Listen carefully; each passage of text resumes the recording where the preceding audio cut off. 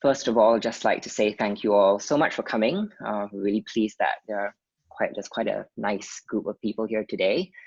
We are delighted to have Dr. Ilaria Cariddi here today for our second session in this reading group on silence. Ilaria is a research fellow at Florence, currently responsible for the restoration, inventorizing, study, and edition of Egyptian papyri in the collection of the Italian Society. She has spoken and published on a range of Egyptian texts, from literary narratives to the Book of the Dead. Much of her work focuses on the themes of noise and silence, and she received her doctorate in 2018 with a thesis titled Eloquent Silence, Socio-cultural Perspectives on Silence and the Figure of the Silent One in the Literary and Biographical Corpus of the Pharaonic Period. Today, Ilaria will be leading us as we explore how silence was conceived in ancient Egyptian wisdom texts. For now, please join me in welcoming Ilaria for her talk titled Being Quiet is Useful, Socio-cultural Perspectives on Silence in Ancient Egyptian Wisdom Literature. Thank you, Jordan. Thank you so much for your warm words and this nice presentation, and thanks for all of you for coming. And okay, so after our first session, our start with the brilliant presentation on a very technical aspect on silence, today I would like to offer you a different approach, a journey into an ancient ethical landscape that will explore a form of cultural codification of silence, silence as a social construction. To investigate this topic, well, we have to look at one of the most prolific and long-lasting genres of the ancient Egyptian literature, the wisdom texts, as they are often called. But, well, this term, borrowed from biblical studies, has become, as you know, conventional for referring to a kind of moralistic literature so widespread in the ancient Mediterranean area in the 2nd and 1st millennium BC. However, well, wisdom literature is not really a fitting label for the Egyptian genre, which had no word for sage or wisdom at all. Instead, this kind of texts always have a title and an author, which is a rarity for Egyptian literature, and the opening title is always Sabait, which means teaching. And they are generally, in fact, in the form of an instruction from a father to a son about a way of living rightly.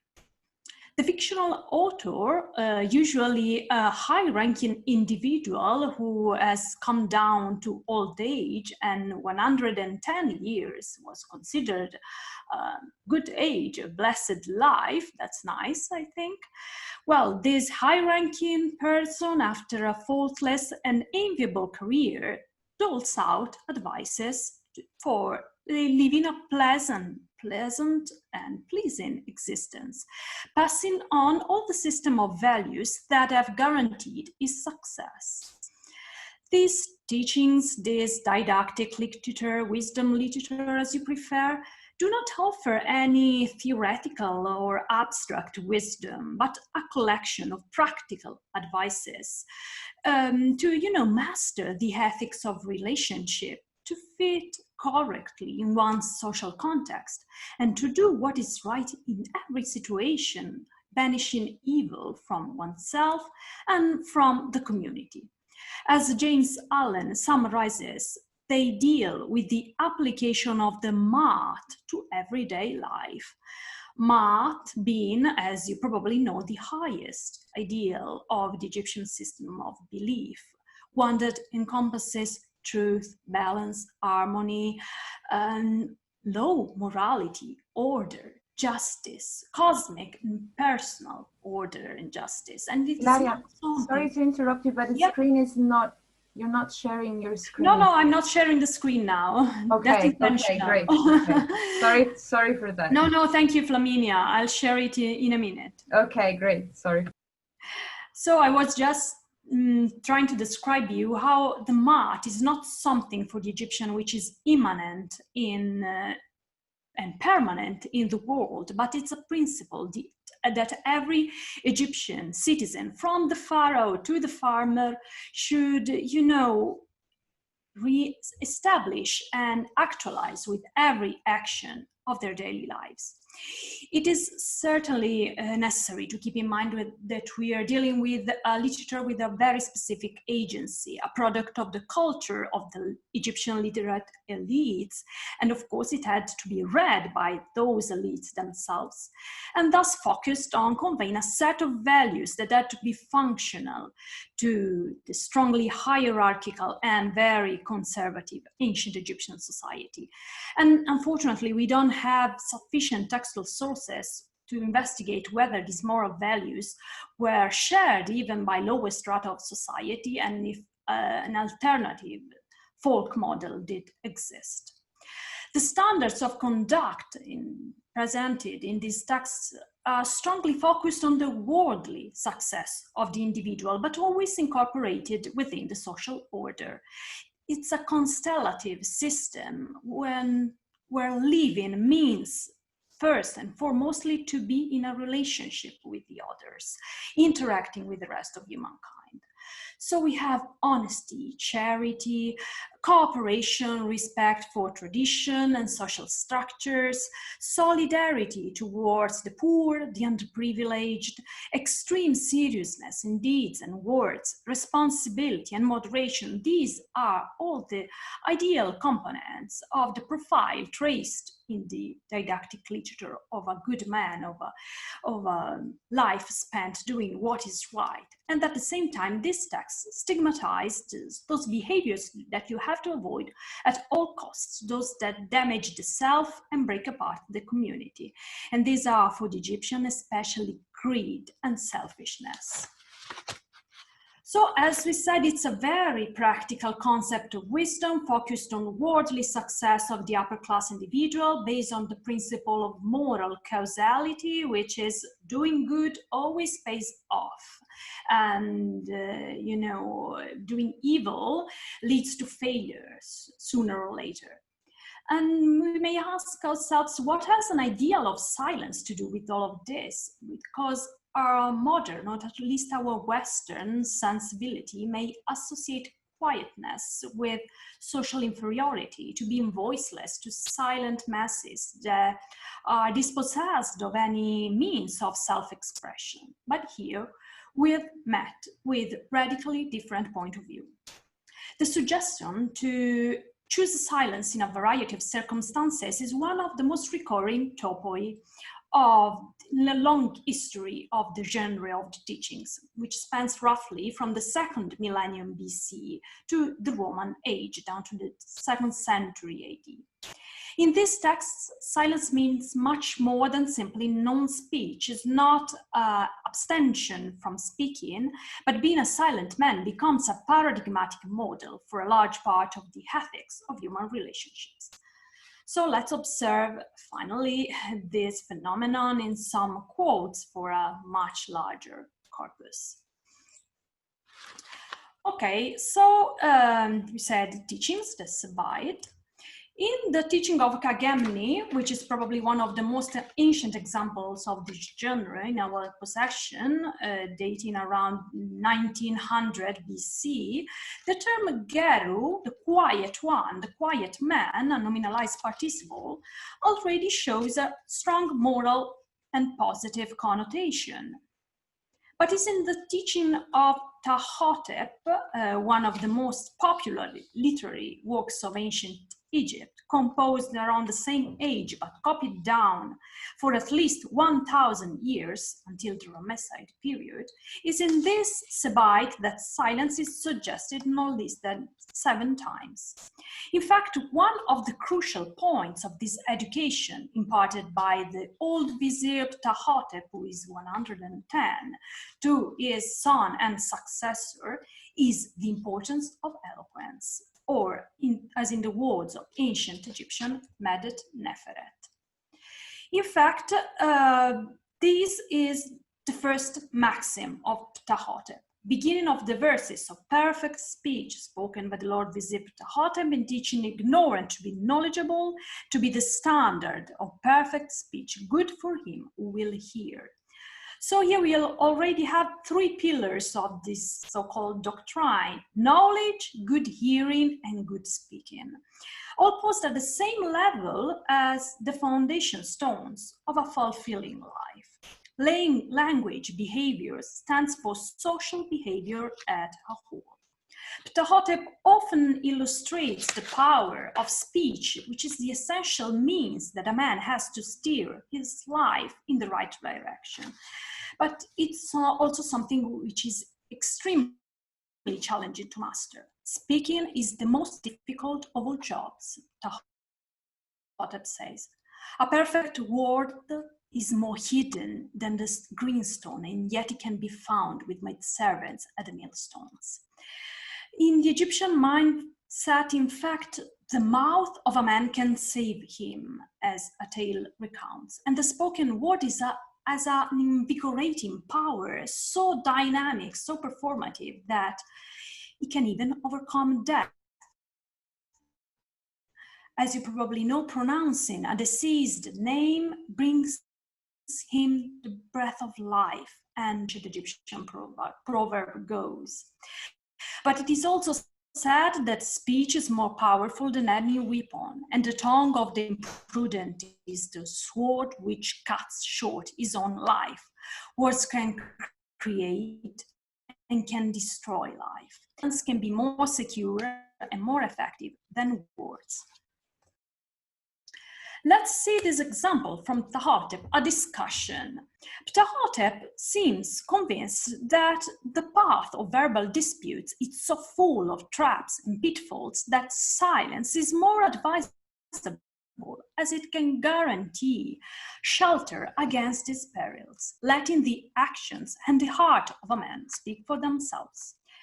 As it had been studied by Michael Fox and David Hutto in their works on ancient Egyptian rhetoric, silence as a deliberate strategy to prevail in a discussion is something unique in the canons of eloquence in the Mediterranean area.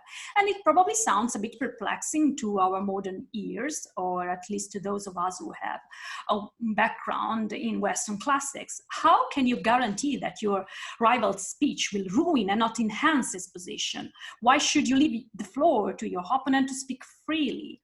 But as we'll see, speaking without restraint, pouring out all that you have in your belly, as the Egyptians said, was considered not only to be unpleasant, uneducated, but also unproductive.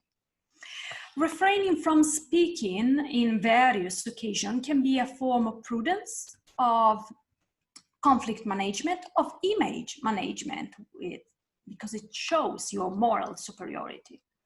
This will be beneficial to society as a whole, but it will also bring about social and material benefits. As you can see here, your body is well nourished, very material, very concrete.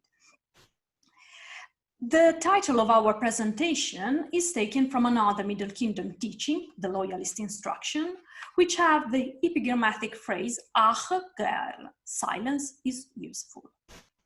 Then in the handout, I had quoted for you a pair of passages from the Teaching of a Man to His Son, another Middle Kingdom text, even though actually these parts of the text had recently been reassigned to another wisdom, the one of Horjadef, but I've kept the traditional title of the composition to avoid confusion for non-specialists. Well, in this teaching, other than the classic remark that being a silent man gains respect and admiration, we have a fascinating simile between speech and fire. Unfortunately, it is a very corrupt passage, but the sense is understandable. Speech is a double-cut weapon, dangerous when handled by the ignorant but effectual, brilliant on the lips of the silent man. In an apparent paradox, so, to the silent man is ascribed the mastery of the difficult art of conversation. But we'll delve more in this mechanism of this conceptual metaphor with fire in a minute. Did the Egyptian really act on those good advices? Of course, we cannot give a real answer to this, but certainly the elites and the sub-elites like to say so in their autobiographies. Compositions written on personal stele, funerary stele, or on walls of the tombs, or on statues that present us aspects of the life of an individual, sometimes as narratives of key elements in their careers, and sometimes as characterizations of personal qualities.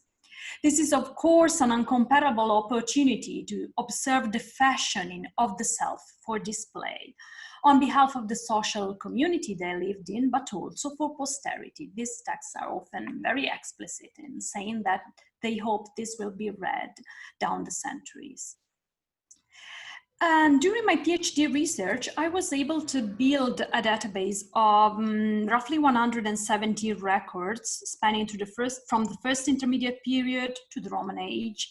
These are examples in which the owners of the inscriptions, while proclaiming to have lived a perfect life, also pride themselves on having been silent ones, and also stating that silence is what made them advance in their careers, gaining the trust of the pharaoh and his entourage, the love of family and friends, and the favor of gods.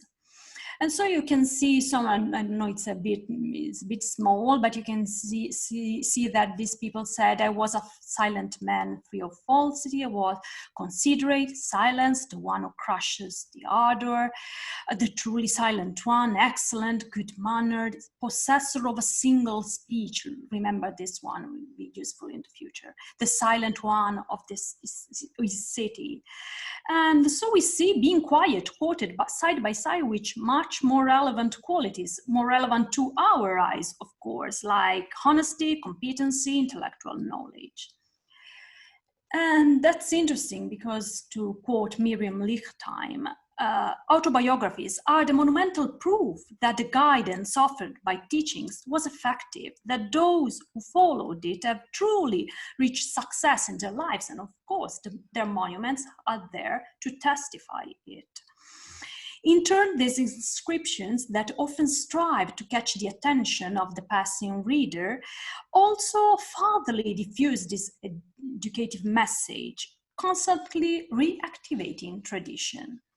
The recurring presence of silence, wisdom, and autobiographies alike makes it stand out as an element with an extraordinary lexical continuity and a strong thematic coherence throughout the pharaonic era. Well, and then in the New Kingdom, without denying the civic value of silence, the authors bring a shift in focus, introducing the theme of the appreciation of the silent demeanor by the gods. The most prominent example of this is the teaching of Amenemopi, a real masterpiece of Egyptian literature, composed around the ending of the 2nd millennium BC and quite famous not only for its lyrical qualities, but also because it's one of the sources of the biblical book of Proverbs. For what regards our present topic, well, to the long-established premise that being silent is useful for a fair and social coexistence and to improve your ethos, well, Amenemopi has the idea that silence is what God desires. The advice of keeping silence, as you can see in these quotes, doesn't change, but the reasons do. The temple, as of the silent ones in the temple, becomes scenario of everyday life, and it is said, keep your mouth shut so that you will be appreciated by your community, but also you'll receive cultic benefit. You find your place within the temple. The conceptual sphere of silence also expands beyond the merely linguistic one. See this wonderful metaphor where the natural opposite of the greedy man, remember, being greedy is one of the highest saints, to use this anachronistic words for the Egyptian, but the natural opposite of the greedy man is the silent one, with this image of these two vessels, one weighed down by cupidity, and the one of the silent man traveling lightly, sailing with a good wind. And the verb used to sail with a good wind is ma, which is homophonous to ma, which means righteous. True is the same root of the word mat. Put yourself in the hands of God. Your silence will lower them in a gesture of protection. The silent one is no longer just the ideal officer, but also the pious devotee, one who trusts in the will of God. In fact, during the Ramesside period, several hymns, prayers, and other didactic texts declare that God loves tranquility, as you can see from this teaching from Papyrus Chastability IV. And also, as you can see in this exquisite, very famous prayer to Thought, that the silent man is the only one before whom the God reveals himself in his message of wisdom and truth. And please also know that in the teaching of Ani, we have a possibility of a silent prayer, a prayer that the gods can hear even though it's not voiced. And this is not at all a commonplace consideration in the Mediterranean world, as a silent appeal is usually something related to black magic, to unspeakable and inappropriate desires. But in the Ramesside text, it is said that God knows what is in the hearts. God sees inside the hearts. The heart of the man is the gift of God. And so God can read inside hearts and perceive the honesty of a plea even before it is uttered. Well, to my knowledge, the first reference of this kind of concept in the Mediterranean area is to be found in the first book of Samuel, whose composition should date between the 8th and the 6th century BC, while the teaching of Ani belongs to the end of the 14th century BC. So I believe this should be studied as an innovative feature of the Egyptian mindset. But that's, I think, it's another topic altogether. Let's go back to our Amenemopi, because we can't gloss over this chapter 4 with this innovative lyrical comparison between these two opposite human types compared to the fate of two trees. The hot one, the hot-tempered man, a public nuisance who has an inappropriate demeanor in the temple, is like a tree grown in a wrong place. The word is unfortunately an apex, but it's something wrong. Something is not right in the place where this tree has its roots. And so it will be removed and then burnt.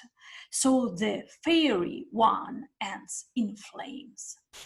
But on the contrary, the truly silent one sets himself aside, as the maxims we have seen before recommended. The truly silent man sets himself apart. You remember before it was said that you should not approach God too closely. And thus, of course, he prospers. Amenemopi here uses an imperfect metaphor, as it's called in the theory of metaphor, that one that compares different sensual spheres, temperature and sound, when he poses the silent man as the natural opposite of the hot man. Why and who exactly is this hot-tempered one?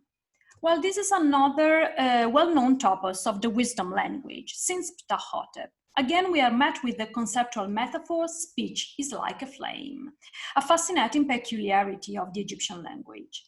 Of course, metaphors comparing rage and antagonism to heat are cross-linguistically very well tested. In English, you say hot-headed, boiling with anger, or burning with anger, the heat of an argument, etc. Of course, because they are grounded in the common human experience that an irritated person feels body heat, its face becomes red, his or her face becomes red, etc. But in the Egyptian language, this is especially focused on the linguistic side of aggression. The negative human type is classified as the one with a fiery mouth, patara, or the off-mouthed one, or simply the hot one, pashamem, we've seen before also in Amenemopi. In the Egyptian cultural model, shouting, anger, and lack of control are characterized in an openly negative way. In fact, the sins attributed to the hot one are primarily sins of the tongue. Is a chatterer, is a man of many words, is a lord of the mouth, another text says. He's bickering, insulting, a rebel rouser. The fiery one is therefore considered a public enemy, not knowing how to hold one's tongue, slipping into the crimes of revilement, of slander, quarreling, was a very serious fault. And it's precisely because of this huge power ascribed to the word, those to the utterance, those who use discourse without caution, those who waste it, who abuse and misuse it, well, they are considered to be an enormous damage to society as they dissolve the communicative unity of the group. The perfect speech, remember that Medet Nefret, that Ptahotep thought, is not just, means not only refined rhetorics, but as Jan Assmann has underlined, it's a good speech, a solidal discourse, that right dialogue, which is a cohesive force of the community. So the fire of speech is a threat to all of this. And that's why the teachings of every era never cease to warn against this risk. And they recommend not to intervene in quarrels, discussions, insurrections.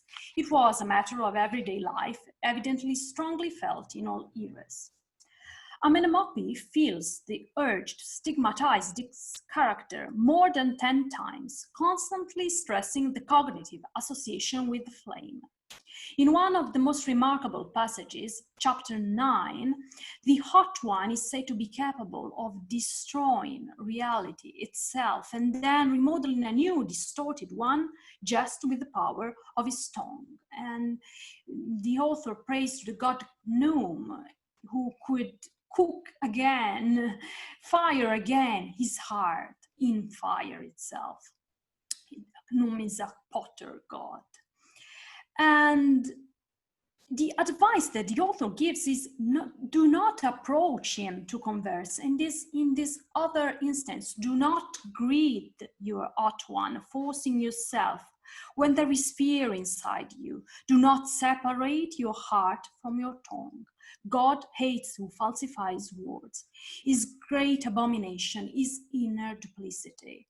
All of this means that your heart should be in agreement with your tongue. Lip service is not allowed, not even for fear, not even out of politeness.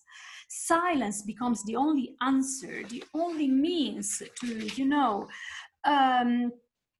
contain this violence of language. Hence, what for Ptahotep was a rhetorical and relational strategy, in Amenemopi, it acquires a further meaning. Not responding to a contender is not only an effective way of life, but the only one that respects the will of God. And equally, the hot behavior, previously banned as a disturbing element for the balance of the community, is now recognized as a crime against the gods. So, to end this with a quote of Miriam Lichtheim, silence then is an active virtue which stops quarrel and combat. Right silence and right speech have equal value.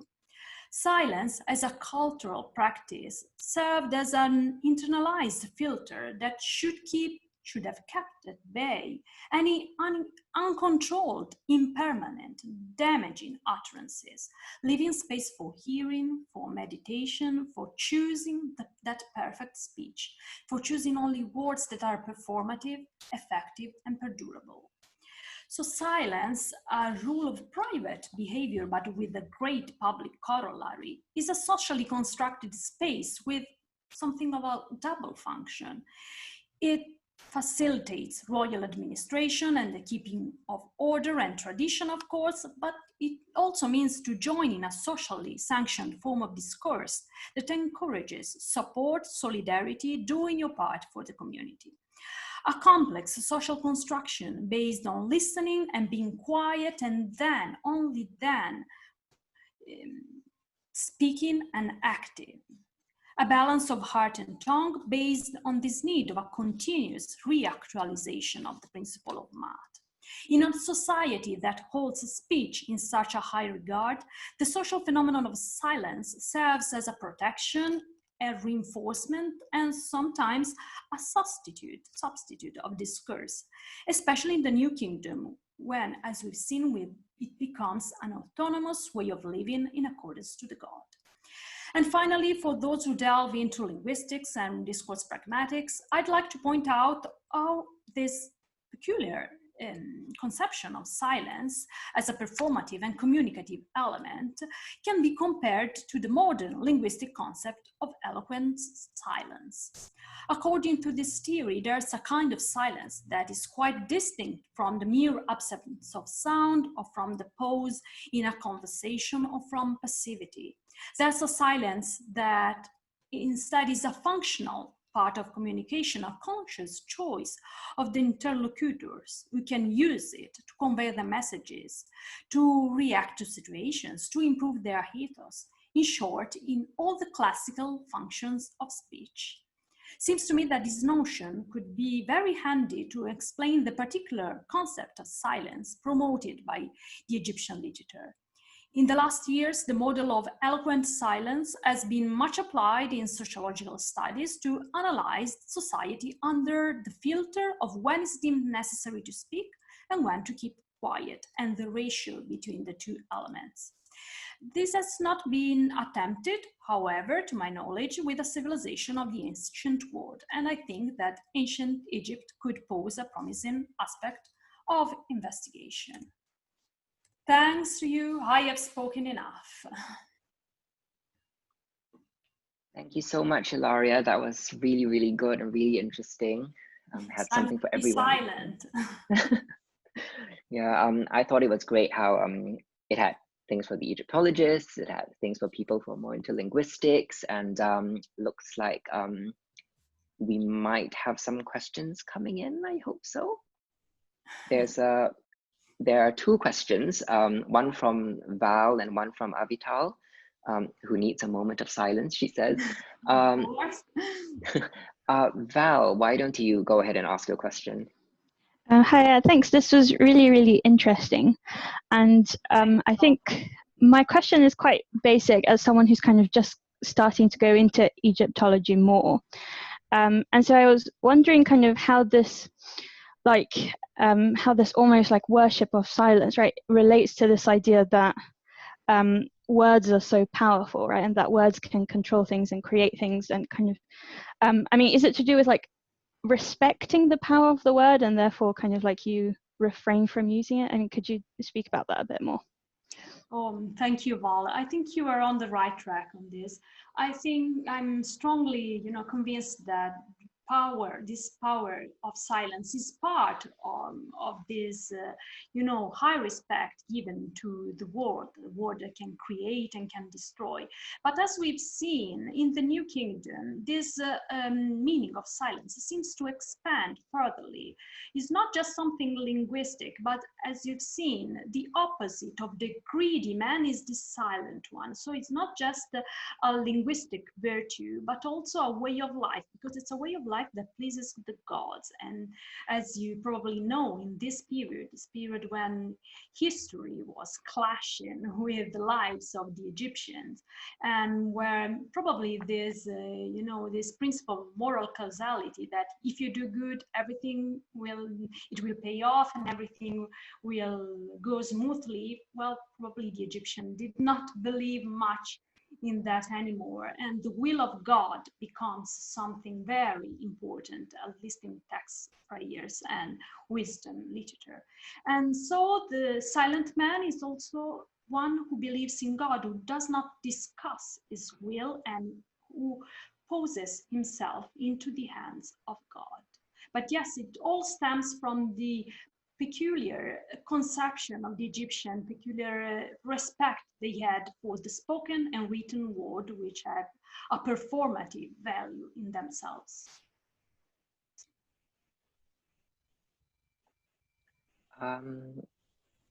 Avital, would you like to ask a question, or are you still wording it? Yeah, sure. It's Sure. Thank you very, very much. It was really interesting. I come from a completely different field of studies, which is ancient Chinese history. So Wow. please excuse me if I sound a bit ignorant here, or very ignorant. I'm very curious about, because it seems like most of what you talked about is men versus God, or at least kind of derives from how you should act in the presence of God in a temple. You did, however, mention autobiographies and pharaohs in a few words, and I was curious whether you can say anything, or whether you've encountered anything that has to do with the rhetoric of silence, with speaking with a ruler, and maybe perhaps silence as disagreement, because you did mention, silence as containing the dangers of untrue language. So possibly if you disagree with someone, to avoid saying something that is not true to your heart, you had to maintain your silence. So I was curious whether you could say anything about that. And yes, regardless, I would love to read your thesis if it's available somewhere. I used very similar methodologies in that I collected references from different texts, and I would love to see, something that was done in a completely different culture to what I deal with. So thank you very, very much for this. No, thanks to you, Avital. I would love to read your thesis too.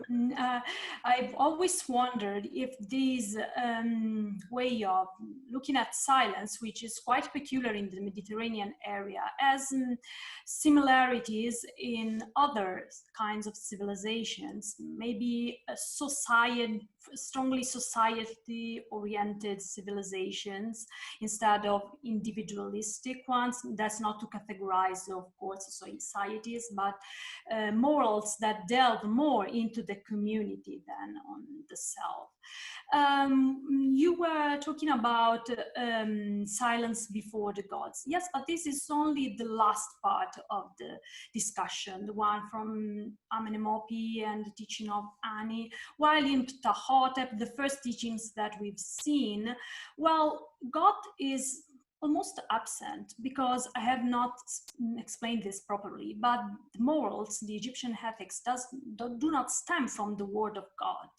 It is not said that you should do good so that you will reach the duat, a good afterlife. Yes, that's a benefit, but in Ptahhotep, the God is not even mentioned, I think, once probably, but this is not the goal. The goal is to live a fulfilling life, fulfilling for you and fulfilling to the community. It's only with Amenemopi and Ani and the New Kingdom wisdom that God becomes the ultima ratio of the universe, and also the referent of wisdom.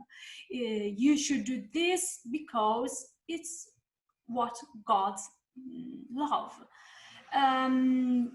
I think that's a shift in its focus, but some scholars believe that this is a complete change in the meaning of silence, while I think that this is an enrichment of the idea. As you could see, Amenemopi does not say that you have no civic benefits from silence, but the cultic ones are more important for him.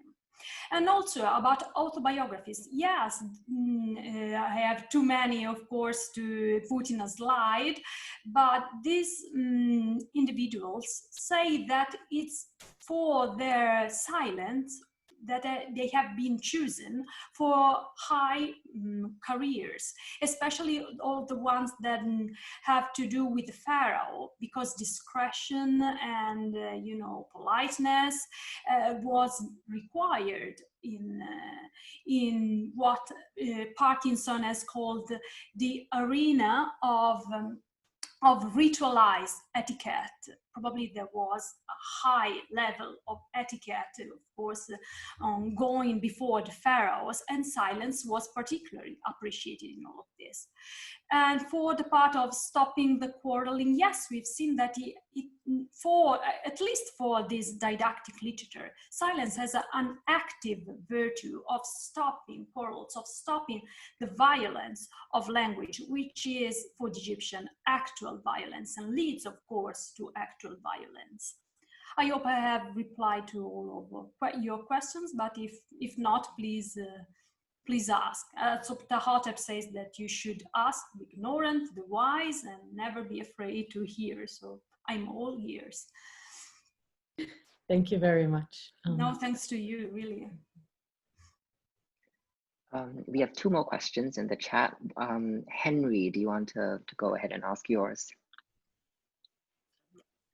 Thank you. I thought your presentation of silence as virtuous was really interesting. And I was especially struck by your quotation about the silent man being the slayer of the rebel. I suppose I wanted to ask, are there any counterexamples or instances where being silent was seen as a negative aspect? Were there moments in which silence wasn't acceptable, or is it always virtuous? That's a very interesting question. Thank you, Henry. Of course, this was totally different part of my dissertation. Can you still hear me? I'm freezed. Yeah. Oh, okay, so I'll just go on. But the silence, of course, has some negative aspects. There's repression of dissent, that's omerta, there's also death, there's also oblivion. But these aspects are never considered in the teachings. Just 2 teachings from the very ending of the pharaonic era, Demotic teaching, while they continue to please silence as a good asset for life, sometimes they also say silence can be a cover for ignorance. So someone who doesn't speak maybe has nothing to say.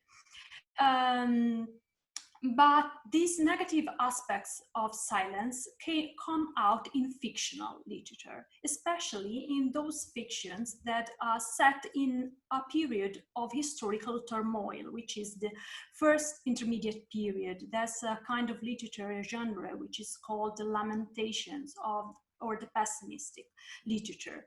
In this kind of literature, where this historical moment is seen a posteriori, of course, as a total, world turned upside down, when all the law and all the order is cast aside, even the silent man is not respected anymore, and it is said that no one can take a word, and they silence a mouth who wants to speak. And there's also this one of the masterpieces of the Egyptian literature, which is a dialogue between a man and his ba, or where a man who is desperate for this situation repeatedly says as a refrain, "To whom should I speak today?" He has no one to speak to. And so this solution, this breaking apart of the order, is first and foremostly in this literature fall of the language that keeps together society. So men have no one to speak to. And this is why when the mat is absent from the world, that's why these dark sides of silence come out.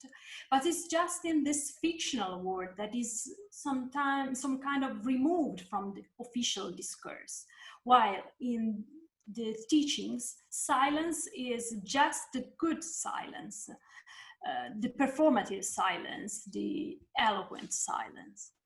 It's a long history, and I should, provide you with further examples. And of course, write to me, please. I can do that if you're particularly interested in that.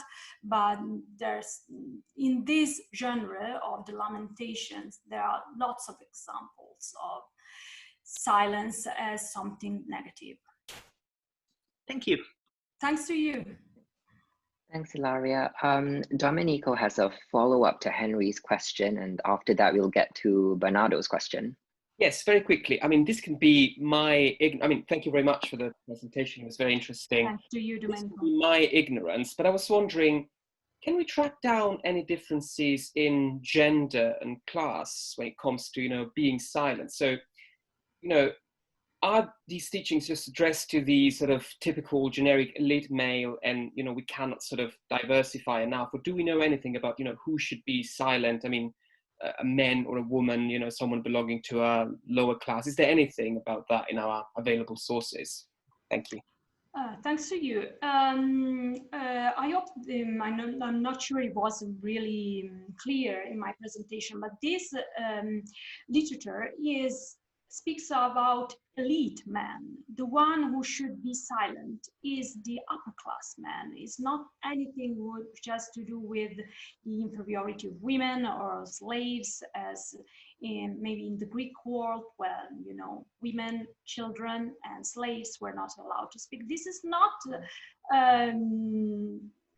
an imposition. You should not speak, but this is a conscious choice of a man who shows his moral superiority, choosing not to speak in certain situations. About gender, well, also the autobiographies of the elites are all of male individuals. Women are just quoted beside them, saying that they are good, you know, mistresses of the house. So we have almost no moral quality associated with women. In later ages, something, but not for the most of the pharaonic era. I have just one example where both the husband and the wife are called silent and judicious and everything good. It's referred to both the man and the woman, but nothing else, unfortunately. Yep. Sorry, I know there are two questions. I just wanted to do a quick follow-up to that. It just made me think of that there's a text, I'm not sure which wisdom text it is, where the speaker says, it's either the speaker saying that he doesn't say pa and ta, or he's telling the person he's teaching not to say pa and ta, which are these kind of like, they're the articles in Egyptian, and you don't have them in the classical language, you have them in the vernacular language, and they show up in later phases of history. So that seems to me to tie into this notion of class. You know, you're speaking in it with a certain register, and you're behaving yourself, you're carrying yourself in certain ways. Yeah, but as for the gender thing, I'm also not sure. I mean, I'm thinking of, you know, the maid servants at the millstones having wisdom, and perhaps that might tie into it. But I agree with Ilaria. I don't think we have a lot of, you know, direct evidence for women, which is unfortunate. But very important. That's just the record we have. Yeah. So we have a question from Bernardo. Oh yeah, sure. Bernardo, sorry we took so long to get to your question. Hello. No, it's okay. You're speaking too much. No, absolutely no. Well, thanks a lot, Ilaria. That was great. I feel I have really learned a lot, and so I would really like to profit a little bit more from your knowledge. And I have a really quick question about a passage from the teaching of Amenemope, and that's the one at the end of your page 3 on your handout. The one that says, as for all the silent ones in the temple, they say, raise great of blessing, fill yourself with silence and you will find life. Right, so who do we know who these silent ones in the temple are? I mean, are they dead, or are they like any wise man, or is it some specific kind of, I don't know, man, and then I want to ask, what does he mean by you will find life? I'm asking this because in Babylonian poetry, there is an expression which is exactly that one, find life, and it is actually unclear what it means. People think it means find immortal life, but that's not quite clear. And then a last one, I've noticed in these texts that there are references to God in the singular. Is this something that you find all the way in the whole period, or only in the New Kingdom in reference to you mean God singular and not gods? Yeah, that's right. Thank you. Well, I'll start from, no, thanks to you for these very interesting questions. I'll start with this one. Of course, you know, rivers and rivers of ink has been, you know, spread for this idea of God as singular, but it has been proven that God in the singular doesn't mean anything of, you know, like Akhenaten, nothing like that. Is not monotheism, but the God and the single means any God, especially, of course, Amun-Re in the New Kingdom, which is the most prominent God, the New Kingdom. But these kind of texts always use God as something, you know, very generic. Also, you can probably substitute your favorite God to this equation, in this equation. So yes, it's not especially in the New Kingdom, because also in the coffin text it's said God sometimes, well, quite often. So it's just a manner to speaking generically of the gods. Then, who are the silent ones in the temples? That's a good question. They are not the dead, because the silent ones can be the dead when we're dealing with the funerary texts. The silent ones are synonymous with the dead, because of course the dead don't speak, and the silent one for excellence is Osiris. But here, as the silent ones in the temples are those who keep silence in the temple, as those wisdom texts recommended. So temples had become something more frequently, you know, used and frequently, was more frequent to go to temples in a different manner from before, and to have a more direct contact with God. So also the practice of oracles was widespread at that time, and so that's why Annie and the wisdom of Chastity said, do not interrogate God too frequently. Do not get too close to him when he appears in the procession.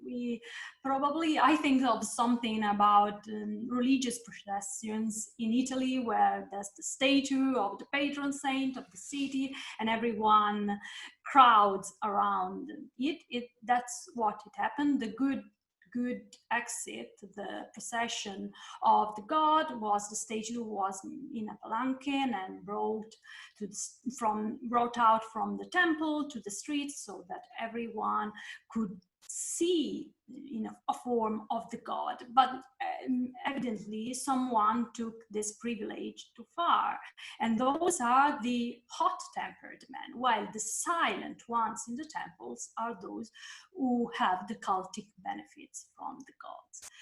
I don't remember anymore your second question. I'm terrible. It was no, my fault. Clearly, it was about that expression, finding life. Finding life, of course. What does it mean exactly? Finding life as I'm sure it as a polysemic, yeah, as a polysemic meaning for the Egyptian. Of course, it's finding a good way of life. I mean, Mopi says that his teaching is good for finding the right path of life and to steering man away from evil. So this is what finding life means. But of course, for an Egyptian, life is always also the eternal and blessed life, the good end for the Egyptians. Right, but it is a kind of expression that you find in Jordan, can you remember many times? Very widespread. I think I've encountered it a pair of times, but nothing's coming to mind at the moment. Finding life. I mean, I'm just thinking of that miscellany where it talks about Thoth as a well. Yeah. And you get, of course, you have to actively search for God, and you will find Him. But it's only the just man, the silent man, who can find God. Yeah. But finding life, I don't think is a new expression, but I should delve into that. Yeah. Well, thanks anyway. That's great. Thanks so much, Bernardo. We have another question from Tasha. Mm-hmm. Yep. Hi there. Thank you so much for your thought-provoking talk. I have two quick questions as someone who is really not well acquainted with Egyptology at all. I'm an East Asian studies specialist.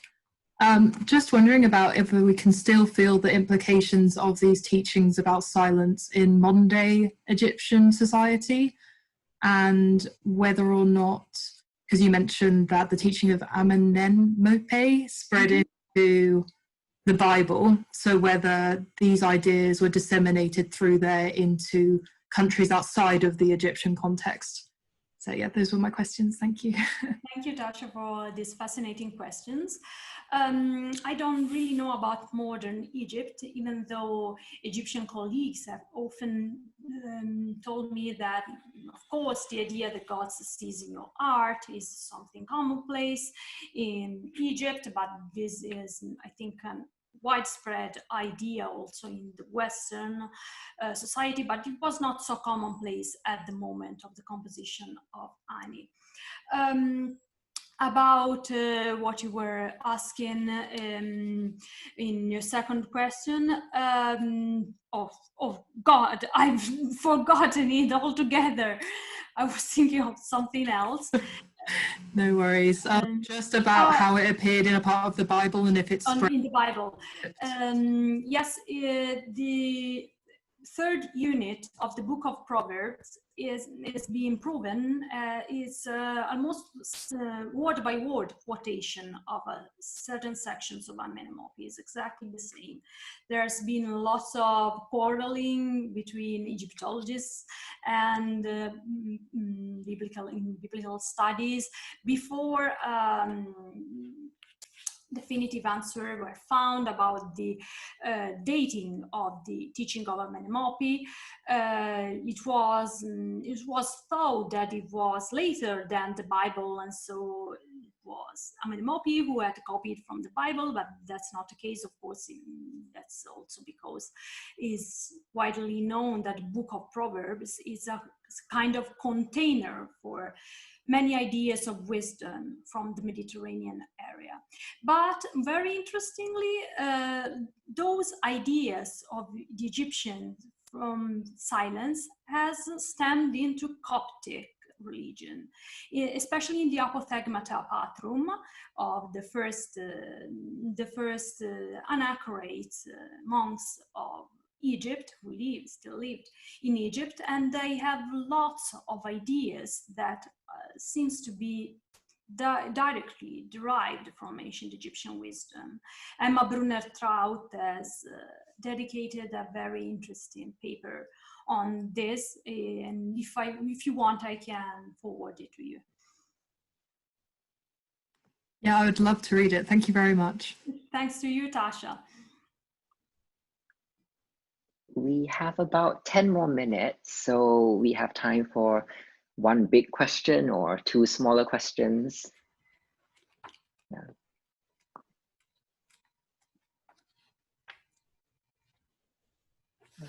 I might. Oh, Domenico has a question.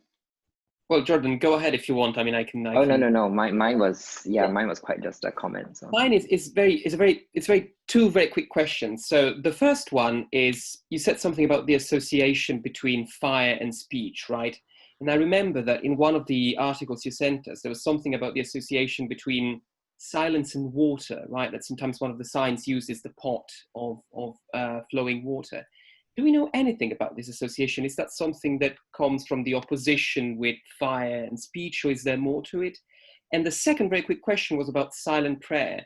So, I mean, I don't remember the passage in particular, and again, this is probably me being very ignorant about the whole thing, but do we know whether this kind of silent prayer is really silent prayer, or does it refer to an opposition which might be taken as like loud talking and sort of quiet, kind of a more quiet kind of utterance that is, you know, maybe typically associated with sort of religious and ritual sort of context? So these are the two things I was curious about. Thanks. Thank you, Domenico.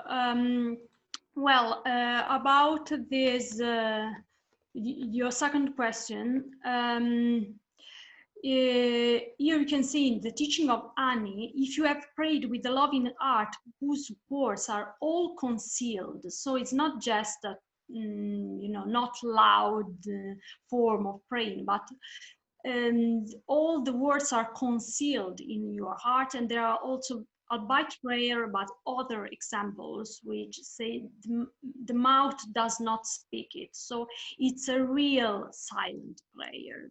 And that's, I think, what is innovative. And this stems from this Ramesside doctrine of the heart. The heart as the seat of the God in man. And if God dwells in man, of course, God can see the sincerity of what's inside the heart. This is a very complicated question that also stems from what has come after the Emernian heresy of Akhenaten. Assmann, for example, is convinced that this idea that God dwells in man is something that stems from the divinity, the divinities being hidden inside the hearts of the believers when Akhenaten did impose his own monotheism. So God becomes something to be searched into yourself. You have to search into yourself to find God, and that's why God dwells in the heart. About, you said the passage, can you remember which passage? Okay. The fresh water association with silence. Being silent in autobiographies is always very frequently associated with keb, this word, which means calm. Calm is written with this jug of water, and it means cool.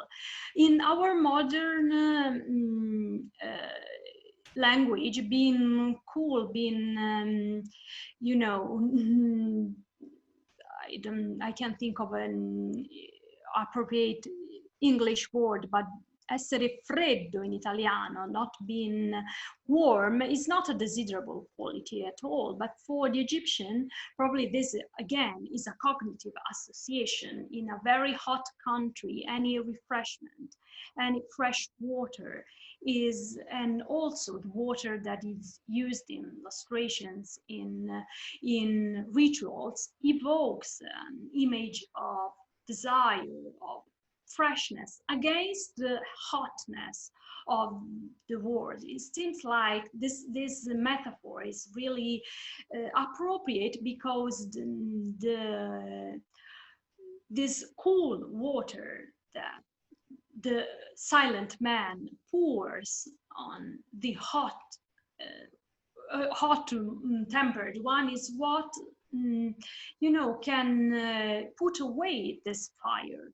And also in one of those texts that I was mentioning before, this Lamentations, it is said, the wise man is, of course, lamenting the terrible state in which the country is. And it is said that God created this man with fire in their hearts, and he should come and pour water over them. So also the God, there's also a problem of theodicy. Why does the God has disappeared and does not do anything for these creatures he had created with fire in their hearts? But of course, these dark sides, the Odyssey, problems of moral, of just men met with the terrible circumstances, are only in fictional literature.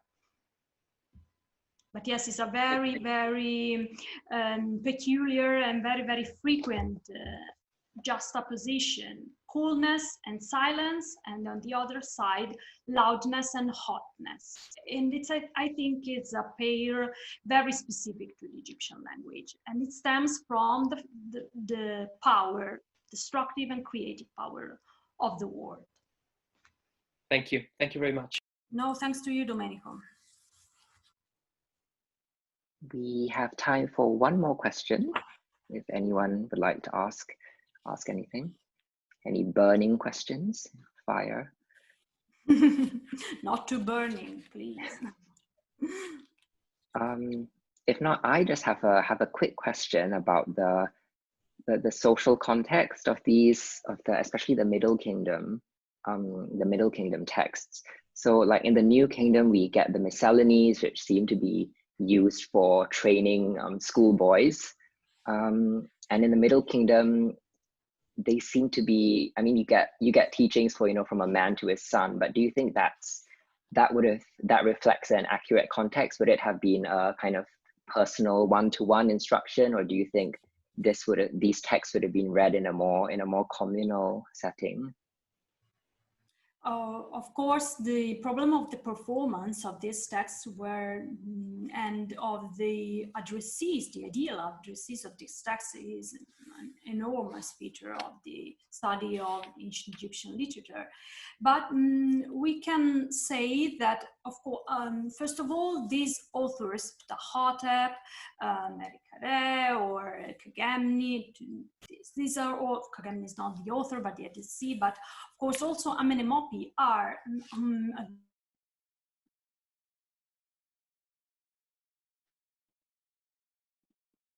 something that is reminiscent of important characters from the past, and who are used to infuse more force into the didactic text, so that if they are spoken by an auctoritas, of course, they are more convincing, more compelling. And also the metaphorical language, especially in Amenemopi, has been proven it's a sort of feature to, visualize better these teachings and commit them to memory better.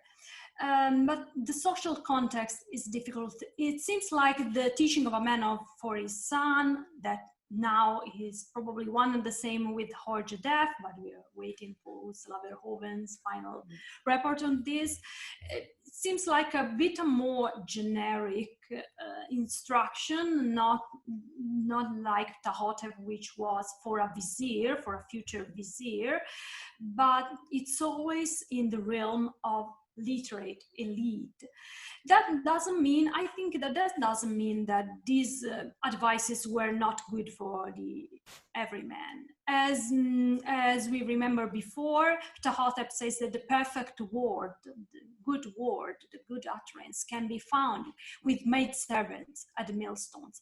And also we have one of the most beautiful tales of the Egyptian literature, the Eloquent Peasant, which is a peasant who is a master of eloquence. And also it is all the utterances, all the discourses that he utters in this work are not only masterful, but are strongly grounded in math. He explains the math and what does it mean to be a common man who follows math, and he encouraged his superiors to follow math and to follow all the advices that we've seen in the contemporary wisdom literature. So the possibility of a common folk following these advices was not regarded as absurd. Of course, also the Eloquent Peasant is fiction written by an elite, but the possibility was not absurd. It was surprising, yes, the fact that a peasant could speak as beautifully as, and more beautifully than any officer, but not impossible. Thank you so much. Thanks to you, Jordan. Yeah. It's 4:15 now, so I think that's it for our session today. If anyone has any other questions, I'm sure Ilaria would be more than happy to take them over email or something. Yeah, of course. Yeah. So thank you so much, Ilaria. That was really, really interesting, and yeah, we're really glad to have had you today. Thanks to you, Jordan. Thanks, Flaminia. Thanks, Domenico. It was so nice to be in your company tonight. Thank you so much. That was brilliant. Thank you. And Richard Parkinson wasn't able to attend today, but he sends his regards, Ilaria. Oh, thank you. Yeah. It's nice to have his regards. Yeah. Please say hi to him on my behalf. So we will reconvene next week. So yeah, stay tuned, and thank you so much. This was brilliant talk and brilliant discussion. I was very happy. Thanks to you, really. I've been honored to contribute to the ETC and to do something for Oxford. We are delighted to have you here. Thank you so much. So thank you, everyone. See you soon. Keep safe.